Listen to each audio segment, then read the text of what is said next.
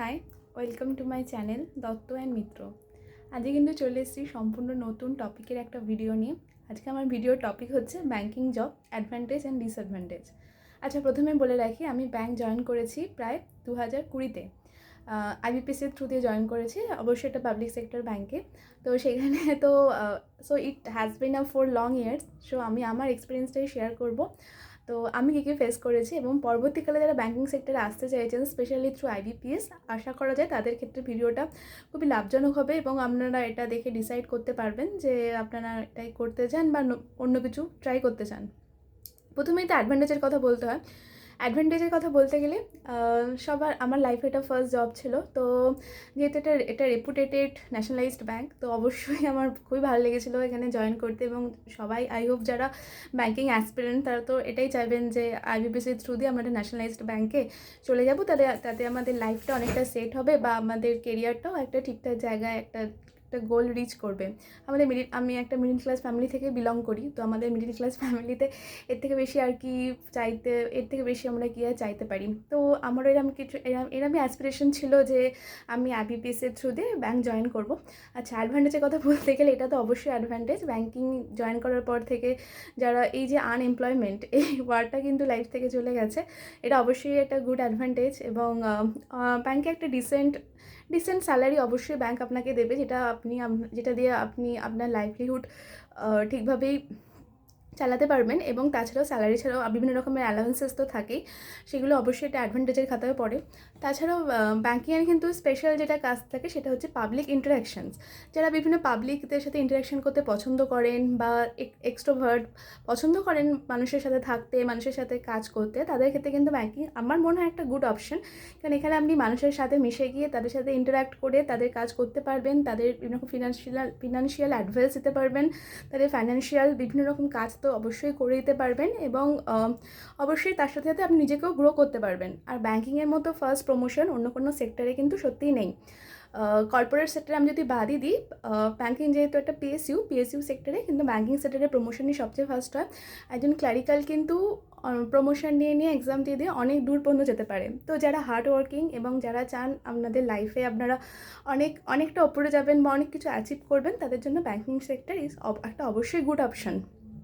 তাছাড়া public interaction তো আছেই, একটা পরিচিতি তৈরি হওয়া, পাবলিকের মাঝে কাজ করার একটা ভালো লাগা ফিলিংস তো থাকেই, যখন তারা এসে আপনাকে বলবে যে ম্যাডাম আপনার জন্য আমার কাজটা হলো, বা অনেক থ্যাঙ্কস করে দেওয়ার জন্য, এটা একটা ভালো লাগা থাকেই। তো এগুলো অবশ্যই অ্যাডভান্টেজেই পড়ে। তাছাড়াও ব্যাংকিং সেক্টরে বিভিন্ন রকম এমপ্লয়ীদের জন্য বিভিন্ন রকম লোন নেওয়ার ফেসিলিটিস থাকে, কিছু লোনের ইন্টারেস্ট কিছু কম থাকে এবং আরও বিভিন্ন রকম ফেসিলিটিস কিন্তু থাকে। তো আপনিও আপনার এই কাজের সাথে সাথে আপনিও কিন্তু একটা নিজেকে গ্রো করার একটা সুযোগ সুবিধা পাবেন। এবার যদি ডিসঅ্যাডভান্টেজের কথা বলতে হয়, তাহলে কিন্তু প্রথমে আসছি পোস্টিংয়ের কথা। আমি কিন্তু বাড়ি থেকে প্রায় 180 কিলোমিটার দূরে পোস্টিং, এটা আমার ফার্স্ট পোস্টিং এবং এটা সম্পূর্ণ একটা রুরাল এরিয়া। তো এটা কিন্তু আমার কাছে একটু ডিসঅ্যাডভান্টেজই লাগে বিইং আ গার্ল। এবং যেহেতু এটা রুরাল এরিয়া, এখানে কমিউনিকেশন কিন্তু একটু খারাপ। সেরকম জেনারেলি 5টার পরে এখানে আর কিছু কমিউনিকেশন পাওয়া যায় না, স্টেশন যাওয়ারও গাড়ি পাওয়া যায় না, সেটা একটা ডিসঅ্যাডভান্টেজ। এবং ব্যাংকিংয়ে যেটা একটু কাজের প্রেশার কিন্তু অন্য সেক্টর থেকে একটু তুলনামূলকভাবে বেশি বলা চলে, বিকজ এটা একটা পাবলিক ডিলিংসের কাজ। তো সবসময় পাবলিক আসছে, তো পাবলিকদের নিয়ে আমাদের কাজ। সো কাজের প্রেশার অবশ্যই একটু বেশি থাকে। তো সেটাও আপনাকে মাথায় রাখতে হবে, সেই কাজের প্রেশার, এবং এটাই ভেবে এখানে আসতে হবে যে হ্যাঁ, আমার কাজের প্রেশার থাকবে। সেটাই কিন্তু ব্যাংকিং সেক্টরে নর্মাল। এরকম খুব অল্প জায়গা আছে যেখানে আপনার কাজের প্রেশার থাকবে না, এটা অবশ্যই আপনাকে মেনে নিতে হবে। আর বাকি রইল হচ্ছে ওয়ার্কিং আওয়ার্স। ক্লারিক্যালদের জন্য কিন্তু ওয়ার্কিং আওয়ার্স ফিক্স থাকে, সেটা হচ্ছে 10টা থেকে 5টা। বাট অফিসারদের ক্ষেত্রে এটা কিন্তু থাকে না, ওদের কিন্তু ওয়ার্কিং আওয়ার্স ফিক্স থাকে না। জেনারেলি আপনাকে ওই দিনের কাজ সম্পূর্ণ কমপ্লিট করে তবেই আপনি যেতে পারবেন অ্যাকচুয়ালি।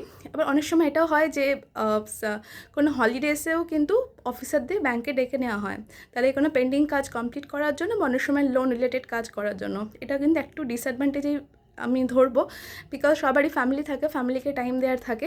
তো আমরা জেনারেলি আমাদের হলিডেসে অন্য কিছু প্ল্যান করি, এখানে যাব বা কিছু করব বা কিছু শিডিউল করে রাখি, অনেক সময় সেটা কিন্তু হয় না। এবং অফিসারদের ক্ষেত্রে ছুটি নেওয়া তো বিভিন্ন রকম প্রবলেম হয়, এটা ক্লারিক্যালদের হয়, এটা কিন্তু একটা ডিসঅ্যাডভান্টেজে আমি বলবো। তো আর এইগুলো ছাড়াও আমি বলবো অ্যাডভান্টেজ দেখতে গেলে তো নিজেকে গ্রো করার তো অনেক সুযোগ সুবিধা আপনি ব্যাঙ্কিংয়ে পাবেন, বা যারা একটু হার্ড ওয়ার্কিং বা পাবলিক ইন্টারাকশন পছন্দ করেন তাদের জন্য ব্যাঙ্কিং কিন্তু খুব ভালো একটা কেরিয়ার চয়েস হতে পারে। এটা এটা পার্সোনালি আমার মনে হয়, আমার প্রায় 4-4.5 বছর তো হয়ে গেল, তো এটা পার্সোনালি আমার মনে হয়। তো আজকে ভিডিওটা আমি এই পর্যন্তই রাখছি। এটা আমি একটা জাস্ট শর্টে বললাম, এরপরে আমি এটা নিয়ে একটা লং কোনো ভিডিও বানাবো। যদি এটা নিয়ে আপনাদের কোনো রকম কোয়েরি থাকে আপনারা নিচে কমেন্টে আমাকে জানাতে পারেন, তো আমি এটা নিয়ে আরও এলাবোরেটলি কিছু বলবো। আর আমি ব্যাঙ্ক জয়েন করেছি IBPS থ্রু দিয়ে 2020। কারো যদি এটা নিয়েও কোয়েরি থাকে তারাও কিন্তু বলতে পারেন। তো আজকে এই পর্যন্তই। ভিডিওটা যদি ভালো লাগে একটা কমেন্ট এবং আমার channel Dutta and Mitra subscribe করে দেবেন। চলুন আজকে এই পর্যন্তই। Tata, bye bye, good night. আবার দেখা হবে পরের কোনো ভিডিও নিয়ে। Bye bye.